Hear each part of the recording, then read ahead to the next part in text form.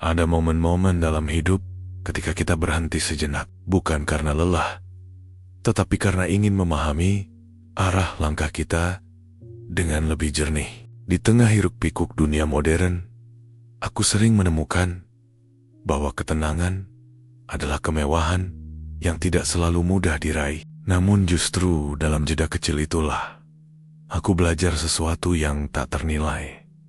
Apa yang tidak dapat kita kendalikan, tidak seharusnya kita biarkan menguasai batin. Sebuah prinsip yang sederhana, tetapi kokoh warisan dari pemikiran para filsuf Stoik yang telah berusia ribuan tahun.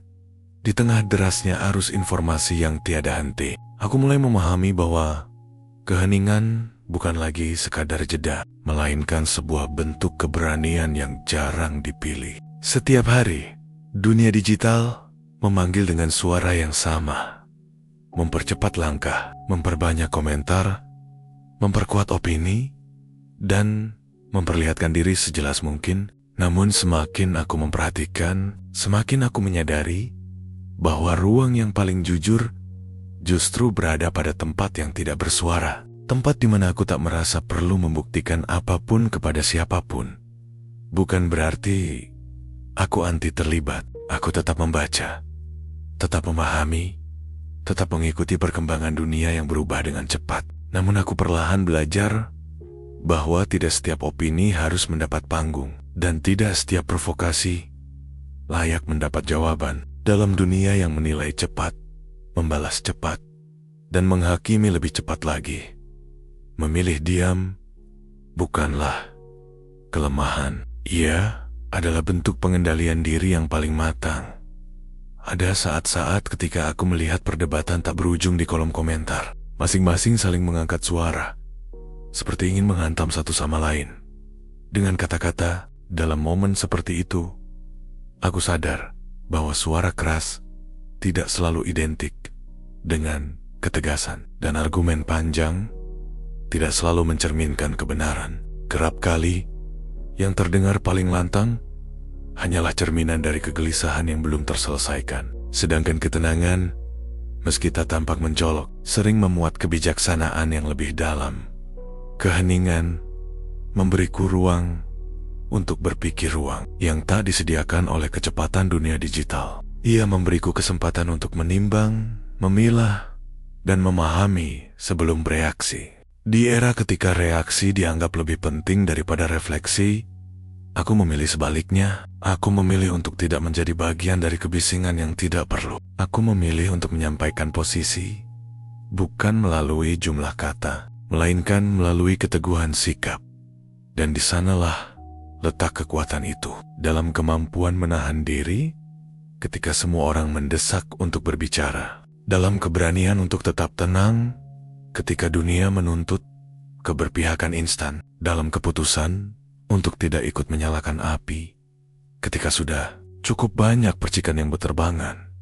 Kehadiran yang tenang bukan berarti tidak peduli. Keheningan bukan berarti tidak memahami. Justru dalam diam itu, aku menemukan versi diriku yang paling autentik, tidak tergoyahkan oleh hiruk-pikuk, tidak dipengaruhi oleh tekanan publik, dan tidak terjebak dalam kebutuhan instan untuk terlihat benar pada akornia. Aku belajar bahwa di tengah suara yang saling tumpang tindih, keheningan yang kukendalikan sendiri adalah bentuk kekuatan yang paling stabil. Karena untuk kuat, aku tak perlu berteriak, dan untuk benar, aku tak perlu membalas setiap suara. Keheningan telah menjadi kekuatan yang menjaga prinsipku tetap utuh, bahkan ketika dunia menuntut sebaliknya. Dalam perjalanan memahami dinamika relasi manusia, aku mulai menyadari bahwa ketegasan tidak selalu ditandai oleh suara yang meningkat atau ekspresi yang mendominasi percakapan. Ada masa ketika aku berpikir bahwa agar didengarkan, aku harus lebih keras. Agar dihargai, aku harus lebih lantang. Namun kenyataan dalam hubungan bagi keluarga, pertemanan, maupun pasangan mengajarkan hal yang berbeda. Ketegasan sejati justru muncul dari ketenangan yang terukur, dari kemampuan untuk menetapkan batas tanpa mengusik martabat orang lain. Aku belajar bahwa menjaga nada tidak berarti melemahkan pesan. Banyak konflik yang sebenarnya tak perlu terjadi jika seseorang memilih untuk menyampaikan keberatan dengan cara yang tidak mengancam. Dalam keluarga, misalnya, seringkali ada perbedaan pendapat yang membuat suasana memanas. Tetapi semakin sering aku mengamati, semakin jelas bahwa suara yang keras bukanlah jaminan untuk dipahami. Justru ketenangan yang konsisten membuat lawan bicara lebih membuka ruang untuk menerima. Dalam hubungan pertemanan, aku juga menemukan hal serupa. Ada ekspektasi sosial yang sering mendorong kita untuk selalu menyenangkan semua orang, meski mengorbankan kenyamanan diri sendiri. Namun ketika aku mulai menegaskan batas dengan jelas, namun tetap lembut, aku melihat bahwa relasi menjadi lebih sehat. Tidak ada lagi keterpaksaan yang menyelimuti interaksi. Ketegasan yang tidak keras itu justru membangun rasa saling menghargai pada hubungan romantis. Pelajaran itu menjadi lebih signifikan. Komunikasi yang dewasa bukanlah adu suara, melainkan pertemuan dua kesadaran. Di sana aku belajar bahwa menyampaikan ketidaksetujuan bukan berarti menciptakan pertengkaran. Ketika aku mampu menyatakan apa yang aku rasakan tanpa tuduhan, tanpa nada tinggi, dan tanpa ambisi untuk menang, hubungan itu justru bergerak menuju kedewasaan. Ternyata, emosi yang tertata lebih kuat daripada amarah yang meledak. Seiring waktu, aku menyimpulkan bahwa ketegasan adalah kemampuan berdiri di atas nilai diri tanpa merendahkan orang lain. Ketegasan adalah memilih kata yang tepat, memilih waktu yang sesuai, dan memilih sikap yang tidak merusak jalinan relasi. Di tengah budaya modern yang sering mengasosiasikan volume suara dengan kekuatan, aku menemukan bahwa kekuatan yang sesungguhnya justru ada dalam kemampuan mengendalikan diri. Aku tidak lagi merasa perlu meninggikan suara untuk menunjukkan posisiku. Aku tidak perlu mengalahkan siapapun untuk dianggap benar. Yang aku perlukan hanyalah kejelasan niat, ketenangan hati, dan keberanian untuk tetap lembut meski dihadapkan pada situasi yang menguji kesabaran. Ketegasan tanpa kekerasan bukanlah kelemahan. Ia adalah bentuk tertinggi dari kedewasaan emosional. Dan di dalamnya, aku menemukan bahwa untuk menjaga diri tetap utuh di dalam sebuah relasi, aku tidak perlu keras untuk kuat dan tidak perlu lantang untuk menunjukkan bahwa aku benar. Dalam kesunyian yang sering kali tertutup oleh tuntutan kehidupan modern, aku perlahan-lahan memahami bahwa kerentanan bukanlah sesuatu yang harus disembunyikan. Dunia di sekelilingku bergerak dengan kecepatan yang tidak lagi memberi ruang bagi jeda, apalagi pengakuan bahwa diri ini sedang rapuh. Di media sosial, di lingkungan kerja, bahkan dalam lingkaran pertemanan, ada harapan diam-diam bahwa setiap orang harus terlihat baik-baik saja. Seakan-akan kekuatan hanya bisa diwujudkan dalam keceriaan, tanpa celah, dan ketangguhan tanpa retak. Namun pada kenyataannya, semakin aku memaksakan diri untuk terlihat kuat, semakin besar jarak antara aku yang tampak dan aku yang sebenarnya. Aku mulai menyadari bahwa tekanan terbesar bukan datang dari luar, melainkan dari dalam diri sendiri. Dari suara kecil yang berkata bahwa mengakui kelelahanku adalah tanda kelemahan. Dari keyakinan lama bahwa menangis adalah kekalahan. Dari budaya yang menuntut produktivitas tanpa henti, seolah manusia hanyalah mesin yang tak pernah berkarat. Namun hidup berkali-kali menunjukkan bahwa tubuh dan pikiran mempunyai batas. Dan sampai aku berani mengakui keberadaan batas itu, aku hanya akan terperangkap dalam ilusi kekuatan yang rapuh. Ada hari-hari ketika langkah terasa berat tanpa sebab yang jelas. Ada malam-malam ketika pikiran bergerak terlalu cepat, membuat tidur menjadi suatu kemewahan. Dulu aku menganggap hal-hal itu sebagai kegagalan pribadi, tanda bahwa aku tidak cukup kuat menghadapi dunia. Kini, Dengan pemahaman yang lebih matang, aku melihatnya sebagai bagian dari kemanusiaan, sebuah pengingat bahwa aku tidak harus selalu baik-baik saja untuk tetap berharga.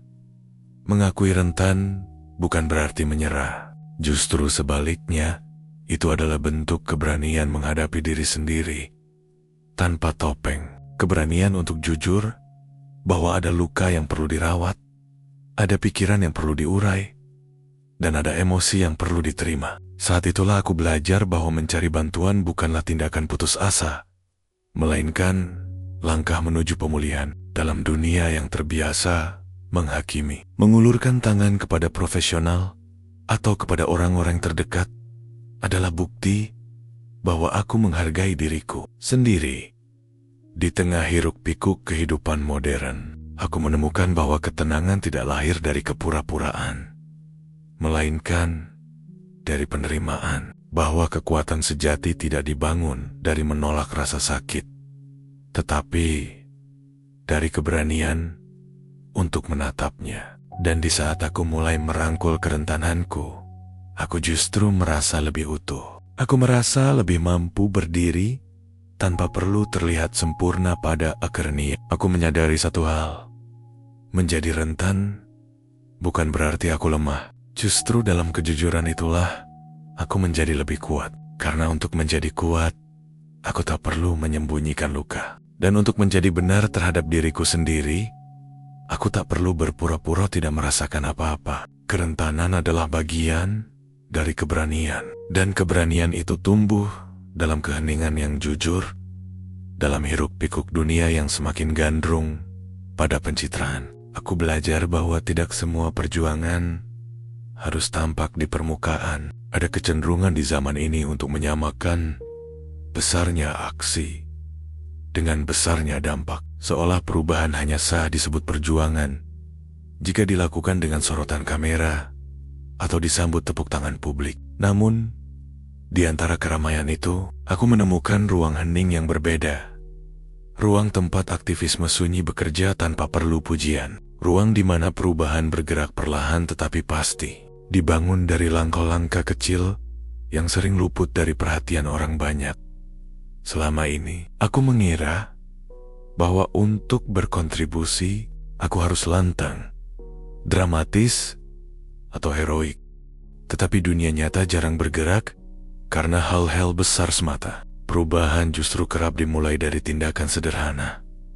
Mengurangi sampah rumah tangga, memilih kata-kata yang lebih lembut, menegur diskriminasi dengan wibawa tanpa amarah, atau menyisihkan sedikit waktu untuk memahami isu yang tidak menyentuh hidupku secara langsung. Tidak ada yang mempublikasikan tindakanku, dan mungkin tidak ada yang akan mengingatnya. Tetapi aku mulai memahami bahwa dampak tidak harus memiliki saksi. Ada kekuatan tersendiri dalam melakukan kebaikan yang tidak diumumkan, dalam membantu seseorang tanpa perlu dianggap pahlawan, dalam memperbaiki kebiasaan personal tanpa menunggu gerakan massal, dalam mengedukasi diri sendiri tanpa merasa perlu menggurui orang lain. Aktivisme seperti itu tidak tumbuh dari ambisi untuk diakui, tetapi dari kesadaran tenang bahwa dunia ini lebih baik jika setiap individu mengambil tanggung jawab kecil atas ruang di sekitarnya. Kadang aku merasa tindakan kecilku tidak berarti apa-apa. Namun setiap kali keraguan itu muncul, aku kembali mengingat bahwa perubahan sosial bukanlah hasil dari satu langkah raksasa, melainkan akumulasi dari ribuan tindakan sederhana yang dilakukan dengan konsisten. Dan justru dalam kesunyian itulah aku dapat melihat nilai yang sesungguhnya, bahwa aku tidak berubah karena dorongan untuk dilihat, tetapi karena kebutuhan untuk selaras dengan apa yang aku anggap benar. Aktivisme Sanyi mengajarkanku bahwa keteguhan tidak membutuhkan sorak-sorai. Ia tumbuh dari pilihan-pilihan kecil yang dilakukan setiap hari, dari sikap yang terjaga meski tidak dipuji, dan dari keberanian untuk berbuat baik sekalipun tidak ada yang mengawasi. Dunia mungkin tidak memperhatikan, tetapi hatiku tahu apa yang aku lakukan. Dan itu cukup. Pada akarnya, aku menyadari bahwa untuk menjadi bagian dari perubahan, aku tidak perlu keras untuk kuat dan tidak perlu lantang untuk benar. Kadang, perubahan terbesar justru lahir dari keheningan yang konsisten, dari aksi-aksi kecil yang tidak terlihat, tetapi berdenyut dengan ketulusan yang nyata. Dalam dunia kerja modern yang serba cepat dan dipenuhi ambisi, aku kerap dihadapkan pada satu tuntutan yang tak pernah benar-benar padam. Keharusan untuk selalu terlihat sibuk. Ada semacam glorifikasi terhadap kepenatan, seolah-olah seseorang baru layak disebut produktif jika ia tak punya waktu istirahat. Budaya kerja masa kini menjadikan kelelahan sebagai simbol keberhasilan dan kesibukan sebagai tanda pencapaian. Namun perlahan, aku mulai menyadari bahwa ketenangan bukanlah bentuk kemalasan, dan ritme yang lebih pelan bukan berarti aku tertinggal. Pada awal perjalanan karierku, aku sempat terjebak dalam keyakinan bahwa bekerja tenang adalah sebuah kekurangan. Aku memaksakan diri untuk selalu responsif, selalu aktif, selalu bergerak lebih cepat daripada orang lain. Namun semakin lama aku hidup dalam pola itu, semakin jelas bahwa kecepatan tidak selalu berbanding lurus dengan kualitas. Ada keputusan-keputusan penting yang memerlukan jeda. Ada strategi yang hanya dapat muncul ketika pikiran diberi ruang untuk bernapas. Dan ada kebijaksanaan yang tumbuh bukan dari tergesa-gesa, melainkan dari ketelitian yang lahir dari ketenangan. Aku mulai memahami bahwa karier bukanlah perlombaan sprint. Ia lebih menyerupai maraton dengan medan yang berubah-ubah. Mereka yang berlari terlalu cepat pada awalnya mungkin terlihat mengagumkan, tetapi seringkali mereka kehabisan tenaga sebelum garis akhir terlihat. Sementara mereka yang menjaga tempo, mendengarkan tubuh dan pikiran, justru dapat melangkah lebih jauh. Ketenangan ternyata memberikan daya tahan, bukan kelambatan. Di lingkungan kerja yang kompetitif, mempertahankan ketenangan bukan hal mudah. Ada banyak suara yang mengatakan bahwa aku harus lebih agresif, lebih vokal, lebih menonjol. Namun, aku perlahan belajar menyeleksi suara-suara itu. Tidak semua saran layak diikuti, dan tidak semua gaya kerja harus kuadopsi. Aku menyadari bahwa setiap orang memiliki ritme yang berbeda. Ritme yang kupilih bukanlah tanda kelemahan. Ia adalah keputusan sadar untuk tidak mengorbankan kesehatan mental demi kecepatan yang tidak relevan dengan tujuanku. Ketenangan memberiku keunggulan yang tidak terlihat. Ketika orang lain terjebak dalam tekanan, aku mencoba melihat gambaran besar. Ketika orang lain bereaksi spontan, aku memilih merenung sebelum bertindak. Ketika orang lain mengejar validasi eksternal, aku berusaha membangun konsistensi internal. Dan dalam proses itu, aku menemukan bahwa karier yang sehat bukanlah karier yang paling gemerlap, melainkan karier yang membuatku tetap utuh sebagai manusia. Kini, aku lebih paham bahwa keunggulan tidak harus ditunjukkan dengan teriakan atau kerja tanpa henti. Kualitas pekerjaanku berbicara lebih lantang daripada jester-jester menkolok. Prestasi sejati tidak memerlukan dramatisasi. Cukup ketelitian, komitmen, dan integritas yang dijaga, meski tanpa sorotan pada okirnia. Aku belajar bahwa aku tidak perlu keras untuk menjadi kuat di dunia kerja. Aku tidak perlu menunjukkan kesibukan agar terlihat kompeten. Dan aku tidak perlu lantang untuk membuktikan bahwa aku benar. Dalam karier yang penuh tekanan ini, ketenangan adalah bentuk kekuatan yang paling solid. Dan ritme yang kupilih sendiri adalah bukti bahwa aku tidak tertinggal. Aku hanya bergerak dengan cara yang lebih bijak.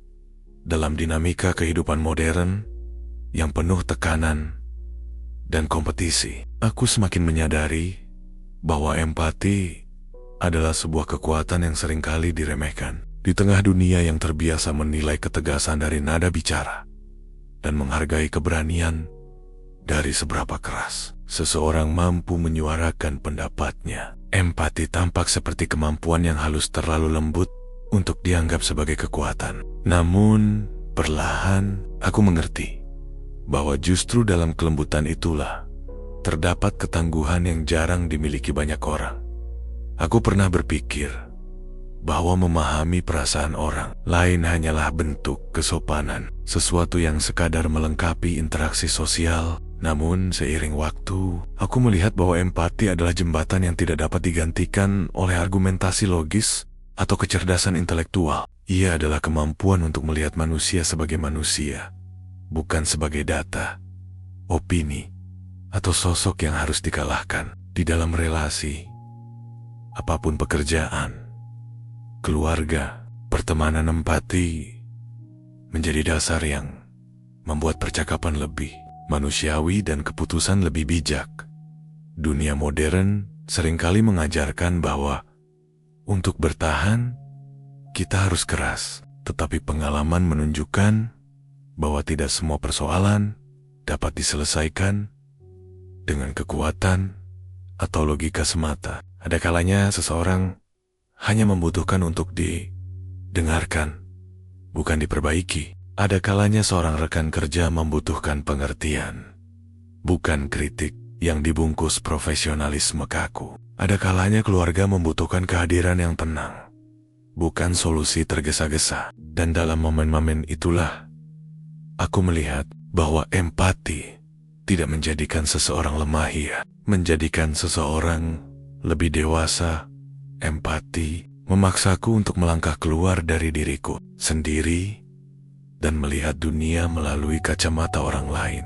Upaya ini tidak selalu mudah. Ada cerita-cerita yang berat untuk dipahami, ada luka yang tak kasat mata, dan ada beban yang hanya bisa dirasakan oleh pemiliknya. Namun, ketika aku mencoba memahami tanpa menghakimi, aku menemukan bahwa hubungan yang terjalin menjadi lebih tulus. Rasa percaya tumbuh, bukan karena aku lantang, tetapi karena aku hadir dalam ruang publik yang penuh polarisasi.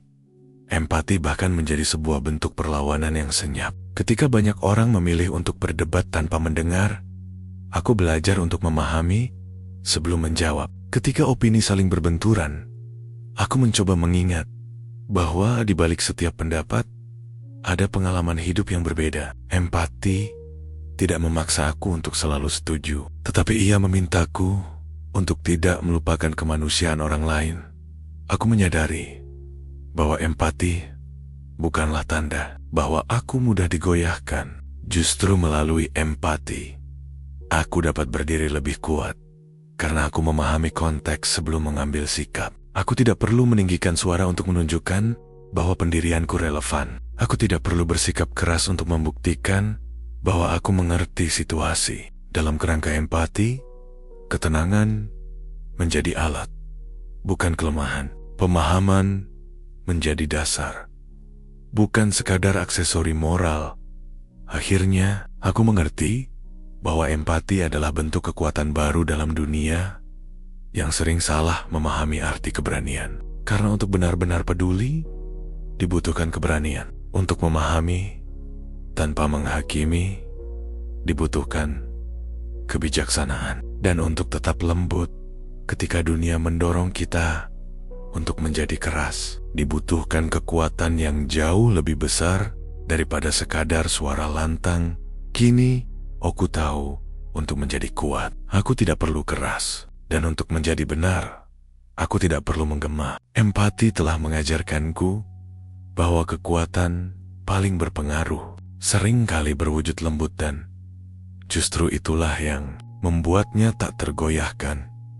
Ada masa dalam hidupku ketika aku merasa perlu memenangkan setiap perdebatan, seolah-olah nilai diriku diukur dari seberapa sering aku berhasil meyakinkan orang lain bahwa pendapatku adalah yang paling benar. Dalam ruang diskusi, media sosial, percakapan sehari-hari, bahkan dalam perbincangan kecil yang remeh, aku merasakan dorongan untuk selalu berada di posisi yang unggul. Namun semakin jauh aku melangkah, semakin aku menyadari bahwa tidak semua pendapat perlu dipertahankan sampai titik akhir, dan tidak semua perbedaan perlu diselesaikan melalui kemenangan.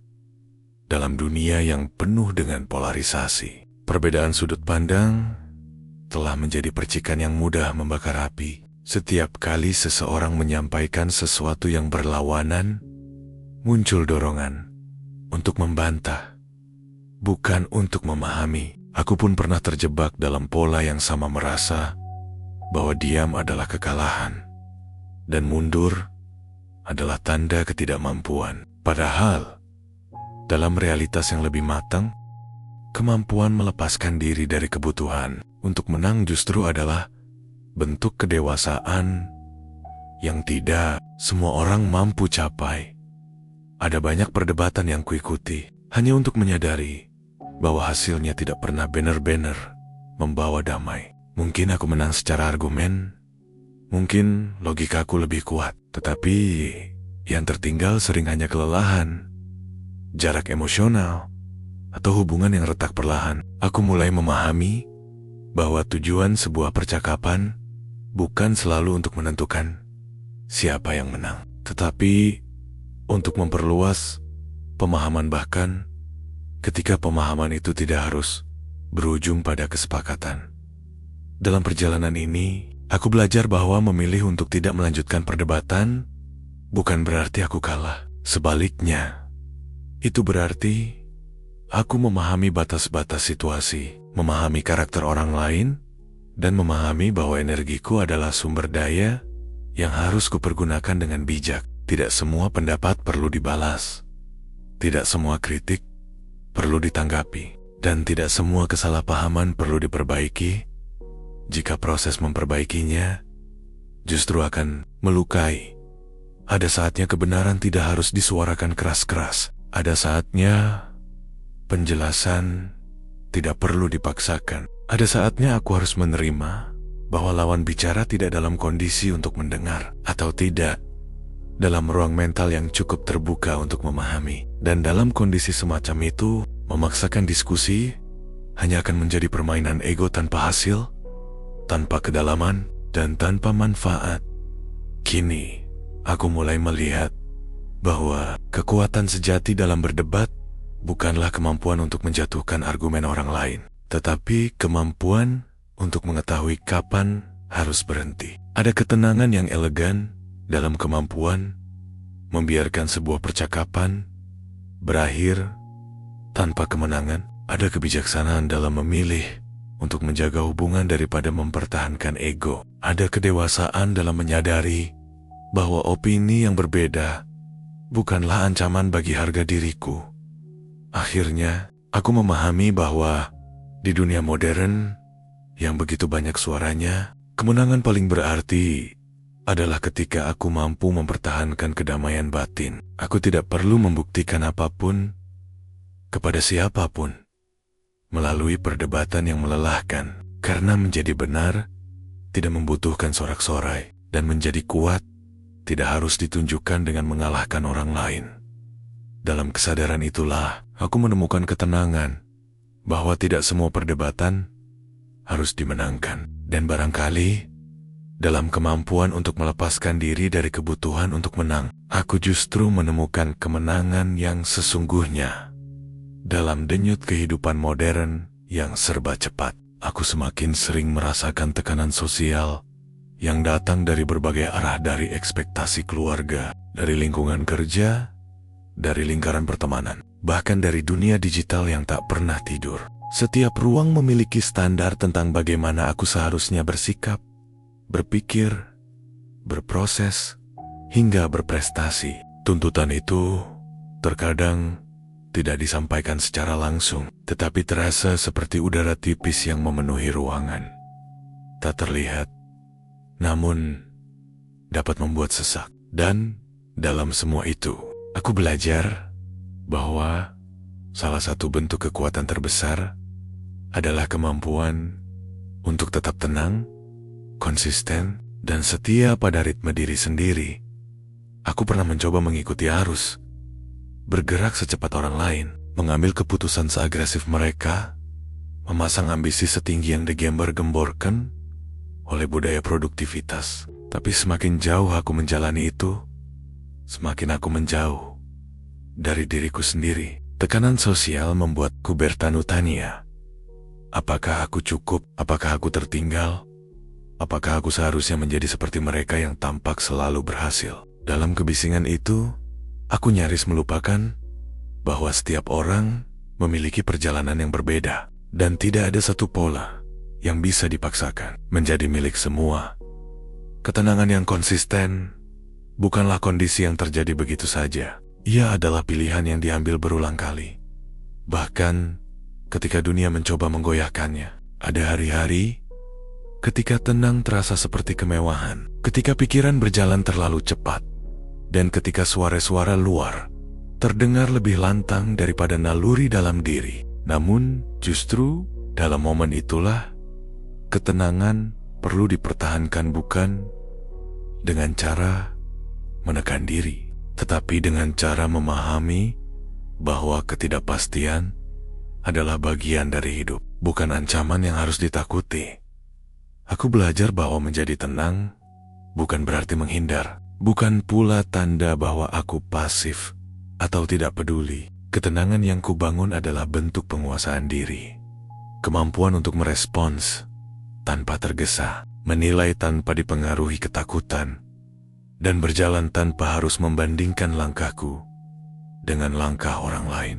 Dunia modern seringkali memuji mereka yang lantang dan mencolok, tetapi aku melihat kekuatan yang berbeda dalam mereka, yang mampu menjaga kestabilan di tengah badai.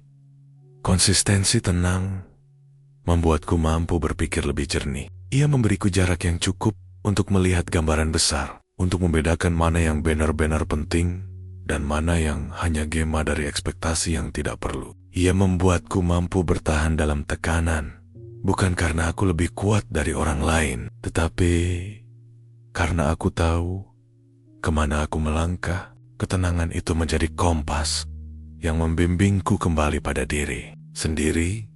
Setiap kali dunia mencoba menuntunku ke arah yang bukan milikku, aku pun mulai menyadari bahwa aku tidak perlu lantang untuk membuktikan diriku, tidak perlu keras untuk menunjukkan keteguhan pendirianku. Ketenangan yang terjaga dengan konsisten sudah cukup untuk menunjukkan siapa aku sebenarnya. Dan semakin aku menerima ritme itu, semakin aku memahami bahwa cara terbaik untuk menghadapi tekanan sosial bukanlah dengan melawannya secara bising, tetapi dengan membangun ruang tenang yang kukontrol sendiri, ruang di mana aku dapat bernapas, berpikir, dan tetap menjadi diriku, tanpa harus memenuhi standar siapapun pada akhirnya. Aku mengerti bahwa konsistensi tenang adalah bentuk kekuatan yang tak terlihat, tetapi sangat nyata. Di tengah dunia yang selalu menuntut lebih, tenang adalah cara paling elegan untuk bertahan. Dan dalam ketenangan itu, aku menemukan bahwa aku tidak perlu keras untuk kuat dan tidak perlu lantang untuk benar. Jika keheningan yang menuntun pada kejernihan adalah sesuatu yang ingin terus kamu pelajari, maka Senandika Filsafat adalah rumah bagi perjalanan itu. Di sini, kita menapak pelan bersama, menyelami makna, merawat ketenangan, dan memahami hidup melalui narasi yang hangat dan reflektif.